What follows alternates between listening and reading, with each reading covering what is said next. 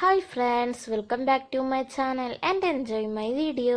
ഇന്ന് നമ്മൾ ഒരുപാട് കാണുകയും കേൾക്കുകയും ചെയ്ത ഐസേജ് എന്ന മൂവിയാണ് മലയാളത്തിൽ നോക്കാൻ പോകുന്നത്. ഒരുപാട് കോമഡിയും അഡ്വഞ്ചറും നിറഞ്ഞ ഈ മൂവി 5 പാർട്ടിൽ വെറൈറ്റി മൂവീസ് ഉണ്ട്.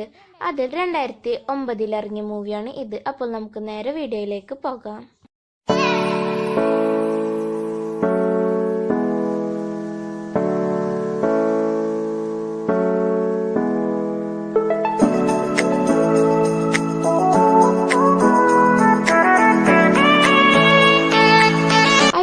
മൂവിയുടെ തുടക്കത്തിലും ചില ഭാഗങ്ങളിലും അവസാനത്തും ഈ ഒരു സ്ക്യൂരലിനെ കാണിക്കാറുണ്ട്. തന്റെ നെറ്റിന് വേണ്ടി ഒരുപാട് കഷ്ടപ്പെടുന്ന ഈ സ്ക്യൂരൽ കാരണം ഐസേജിൽ ഒരുപാട് പ്രശ്നങ്ങൾ ഉണ്ടാകുന്നു. ഈ പാർട്ടിലും അങ്ങനെ ഒരു പ്രശ്നം ഉണ്ടാകുന്നു. ഇപ്പോഴാണ് ടൈറ്റിൽ കാണിക്കുന്നത് ഐസേജ്. എല്ലാ മൃഗങ്ങളും നേരായ വഴിയിലൂടെ പോകുമ്പോൾ അവരിൽ നിന്ന് വ്യത്യസ്തമായി ഒരാന മാത്രം തെറ്റായ ദിശയിലൂടെ പോകുന്നു. ഇവനാണ് നമ്മുടെ ഈ കഥയിലെ ഹീറോ മാനി ഒരു മാമത്താണ്. ഇപ്പോഴാണ് ഈ മൂവിയിലെ മറ്റൊരു കഥാപാത്രത്തെ കാണിക്കുന്നത്. ഇവന്റെ പേരാണ് സിഡ് ഈ മൂവിൽ വളരെ ഫണ്ണി ക്യാരക്ടറാണ് ചെയ്യുന്നത്. സിഡ് തന്റെ മണ്ടത്തരം കാരണം അവിടെയുള്ള കാണ്ടാമൃഗങ്ങൾക്ക് ഏറ്റവും ഇഷ്ടപ്പെട്ട പൂവ് നശിപ്പിക്കുന്നു. അതിൽ ദേഷ്യപ്പെട്ട കാണ്ടാമൃഗങ്ങൾ സിഡിനെ അവിടെ നിന്നും ഓടിക്കുന്നു. സിഡ് ഓടി നേരെ പോകുന്നത് മാനിയുടെ അടുത്തേക്കാണ്. ഇപ്പോഴാണ് ഇവർ ആദ്യമായി കണ്ടുമുട്ടുന്നത്. മാനിയോട് സിഡ് അവരെന്നെ കൊല്ലാൻ വരുന്നു, എന്നെ എങ്ങനെയെങ്കിലും രക്ഷിക്കൂ എന്ന് പറയുമ്പോൾ മാനി ആദ്യം ഇല്ല എന്ന് പറയുമെങ്കിലും തന്റെ കൊമ്പ് വെച്ച് ആ കാണ്ടാമൃഗങ്ങളെ ദൂരേക്ക് വലിച്ചെറിയുന്നു. എന്നാൽ സിഡിന്റെ അബദ്ധം കാരണം ആ മലയിൽ നിന്ന് കാലുവൈത്തി സിഡും മാനിയും താഴേക്ക് വീഴുന്നു. സിഡ് അപ്പോൾ മാനിയോട് നീ പോകുന്നത് തെറ്റായ ദിശയിലൂടെയാണ്, ഞാൻ തിരിച്ചു പോകുന്നു എന്ന് പറയുമ്പോൾ അവിടെ നിൽക്കുന്ന കാണ്ടാമൃഗങ്ങളെ കണ്ടിട്ട് അവരുടെ കയ്യിൽ ഇനി എന്നെ കിട്ടിയാൽ വെറുതെ വിടില്ല എന്നറിയാവുന്നത് കൊണ്ട് മാനിയുടെ കൂടെ തന്നെ ഒന്നും രണ്ടും പറഞ്ഞു പോകുന്നു.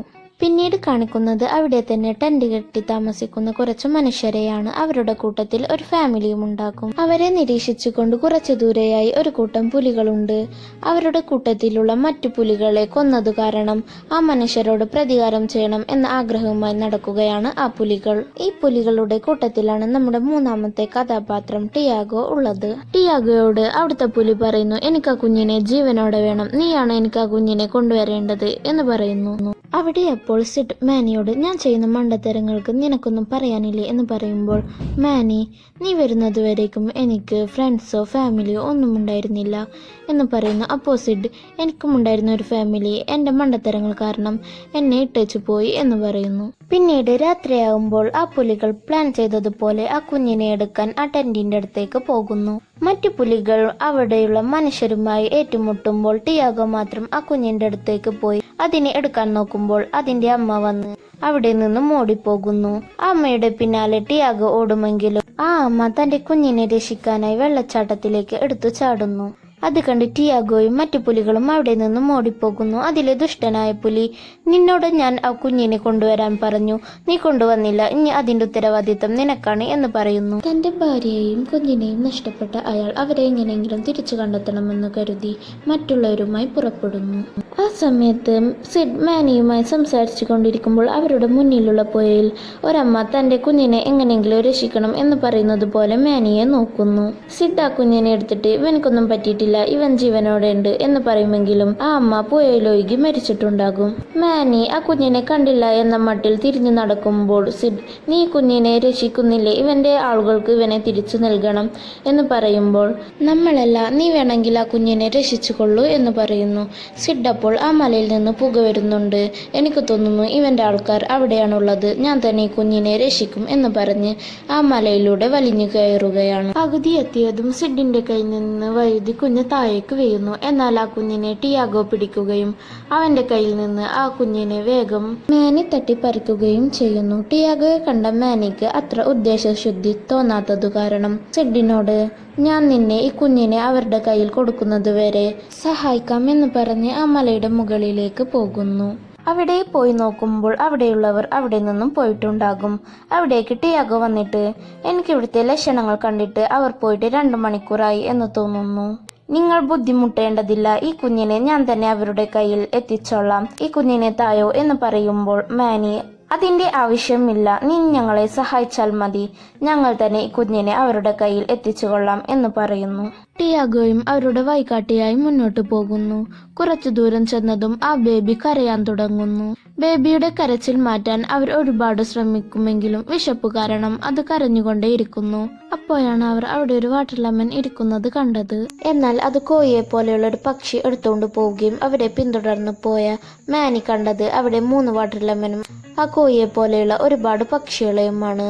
ആ കോഴികളുടെ മണ്ടത്തരം കാരണം അവിടെ ഉണ്ടായിരുന്ന 2 വാട്ടർ ലെമൺ കളഞ്ഞു പോകുന്നു.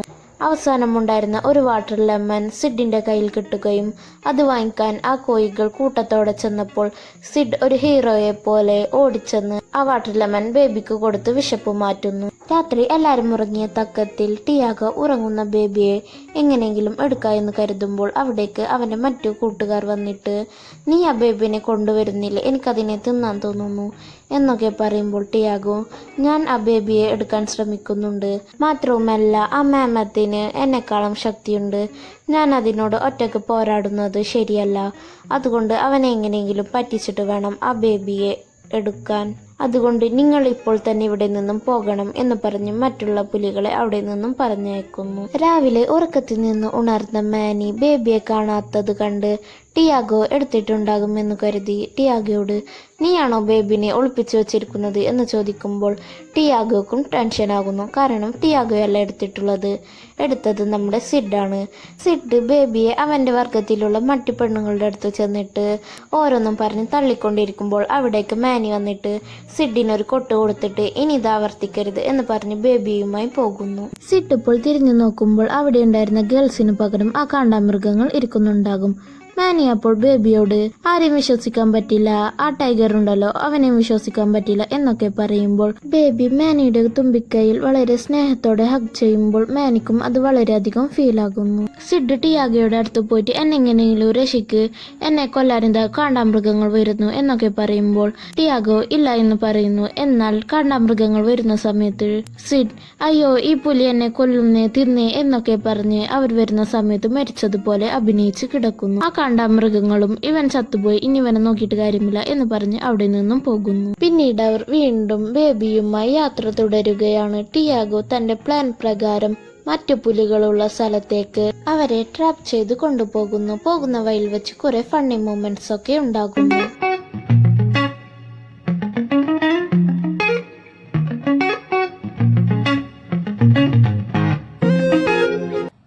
അവിടെ ഉണ്ടായിരുന്ന സ്ക്യൂരലിനോട് ഇതിലൂടെ ആരെങ്കിലും കടന്നുപോയോ എന്ന് ചോദിക്കുമ്പോൾ ആ സ്ക്യൂരൽ ഒരു ആക്ഷനൊക്കെ കാണിക്കുന്നത് കണ്ടിട്ട് മാനും സിഡും മനുഷ്യരാണോ, അവരെത്ര പേരുണ്ടായിരുന്നു എന്നൊക്കെ ഗസ് ചെയ്യുമ്പോൾ ടിയാഗോക്ക് തന്നെ പോലെയുള്ള പുലികൾ ഇതിലൂടെ പോയി എന്നാണ് ആ സ്ക്യൂരൽ പറയാൻ ഉദ്ദേശിക്കുന്നത് എന്ന് മനസ്സിലാക്കി മാനി കാണാതെ ആ സ്ക്യൂരലിനെ അവിടെ നിന്ന് നൈസായി തട്ടുന്നു. വീണ്ടും അവർ ടിയാഗോ നിർദ്ദേശിക്കുന്ന വഴിയിലൂടെ യാത്ര ചെയ്യുമ്പോൾ ആ മലയുടെ താഴ്ഭാഗത്ത് കൂടെയായി ആ മനുഷ്യർ പോകുന്നത് ടിയാഗോ കാണുന്നു. മാനി അവരെ കാണുകയാണെങ്കിൽ തന്റെ പദ്ധതി നടക്കില്ല എന്ന് ടിയാഗോക്ക് അറിയാമായിരുന്നു. അതുകൊണ്ട് മാനിയോട്, ഇതിലൂടെ പോവുകയാണെങ്കിൽ ഒരുപാട് സമയമെടുക്കും, നമുക്കൊരു ഷോർട്ട് കട്ട് ഉണ്ട്, അതിലൂടെ പോകാം എന്ന് പറയുന്നു. എന്നാൽ മാനി ഷോർട്ട് കട്ടൊന്നും വേണ്ട, നേരായ വഴിയിലൂടെ തന്നെ പോയാൽ മതി എന്ന് പറയുന്നു. സിഡ് അവിടേക്ക് വന്നിട്ട് ഷോർട്ട് കട്ടിലൂടെ പോകുന്ന ഗുഹയുടെ മുകളിലേക്ക് നോക്കുമ്പോൾ അവിടെ ഭീമാകാരമായ കുറെ മഞ്ഞുകട്ടകൾ ഉണ്ടാകും.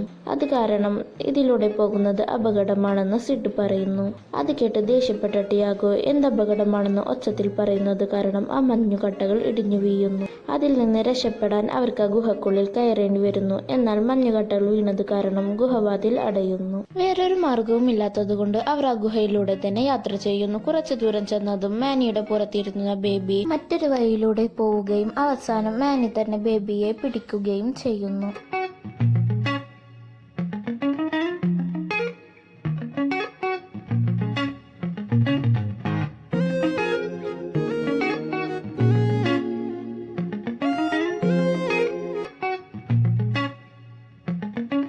അവർ ആ ഗുഹയിലൂടെ പോകുമ്പോൾ അവിടെ കുറച്ച് മൃഗങ്ങളുടെ ചിത്രങ്ങൾ വരച്ചു വെച്ചിട്ടുണ്ടാകും. അത് കണ്ട സിഡ്, ഇവിടെ ടൈഗേഴ്സിന്റെ ചിത്രമുണ്ട്, ഇവരിതാ ആക്രമിച്ചിട്ടാണ് ഫുഡുകൾ കഴിക്കുക എന്നൊക്കെ പറയുമ്പോൾ സിഡിന് ടിയാഗോയോട് പേടി തോന്നുന്നു.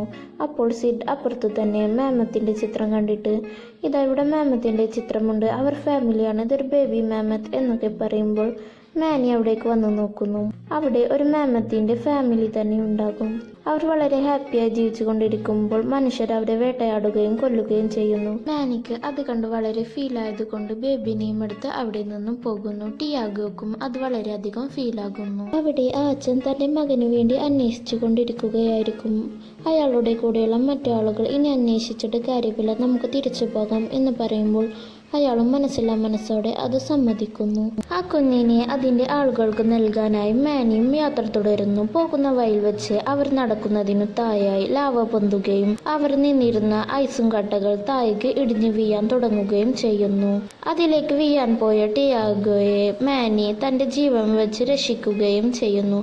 അത് കണ്ട ടിയാഗോ, നീ എന്തിനാണ് എന്നെ രക്ഷിക്കാൻ വന്നത്? കുറച്ചും കൂടി ലേറ്റ് ആയെങ്കിൽ നിന്റെ ജീവൻ തന്നെ അപകടത്തിലായനെ എന്ന് പറയുമ്പോൾ മാനി, നമ്മുടേത് ഒരു കുടുംബം പോലെയാണ്, അതിലാർക്കെങ്കിലും എന്തെങ്കിലും പ്രശ്നം വന്നാൽ ഞാൻ അതിൽ ഇടപെടും എന്ന് പറയുമ്പോൾ ടിയാഗോ, എനിക്ക് മനസ്സിലായി എന്ന് പറയുന്നു. അവിടെ ആ ദുഷ്ടന്മാരായ പുലികൾ ടിയാഗോയുടെയും ആ ബേബിയുടെയും വരവിനായി കാത്തിരിക്കുന്നുണ്ടാകും. അതിലെ ഒരു പുലി, ആ മാമത്തിന് എൻ്റെ കയ്യിൽ കിട്ടുകയാണെങ്കിൽ ഞാൻ കടിച്ചു കീറും എന്നൊക്കെ പറയുമ്പോൾ മാമത്തല്ല, നമുക്ക് ആ ബേബിയാണ് ആദ്യം വേണ്ടത് എന്നൊക്കെ പറയുന്നു. മാനി ആ ബേബിയുമായി വളരെ തണുപ്പുള്ള സ്ഥലത്ത് കൂടി യാത്ര ചെയ്യുകയായിരിക്കും. സിഡ് അവിടെയുള്ള ഗുഹയിൽ തൻ്റെ ചിത്രം വരച്ച് കളിക്കുമ്പോൾ അതിൽ നിന്ന് തീപ്പൊരി വീണ് അവിടെയുള്ള വിറകിൽ കത്തുപിടിക്കുന്നു. അത് കാരണം അവർക്ക് തണുപ്പിൽ നിന്ന് ആശ്വാസം ലഭിക്കുന്നു. അത് കണ്ട സിഡ്, ഞാൻ ജീനിയസ് ആണ് എന്നൊക്കെ പറഞ്ഞ് വളരെയധികം പുകഴ്ത്തി കളിക്കുകയായിരിക്കും. അപ്പോഴാണ് ബേബി ആദ്യമായി നടക്കാൻ തുടങ്ങുന്നത്. ബേബി ആദ്യമായി നടന്നു പോകുന്നത് ടിയാഗോയുടെ അടുത്തേക്കാണ്. ടിയാഗോ, എൻ്റെ അടുത്തേക്ക് വരണ്ട, മാനിയുടെ അടുത്തേക്ക് പോയിക്കോളൂ എന്നൊക്കെ പറയുമെങ്കിലും ബേബി ടിയാഗോയുടെ അടുത്ത് ചെന്ന് വളരെ സ്നേഹത്തോടെ ഹഗ് ചെയ്യുന്നു. ടിയാഗോക്കും അത് വളരെയധികം ഫീൽ ആകുന്നു. ഇനി കുറച്ചു ദൂരമേയുള്ളൂ തൻ്റെ പുലികളുടെ അടുത്തെത്താൻ. അവിടെ ചെന്നാൽ അവരുടെ പ്ലാൻ പ്രകാരം എല്ലാതും നടക്കും.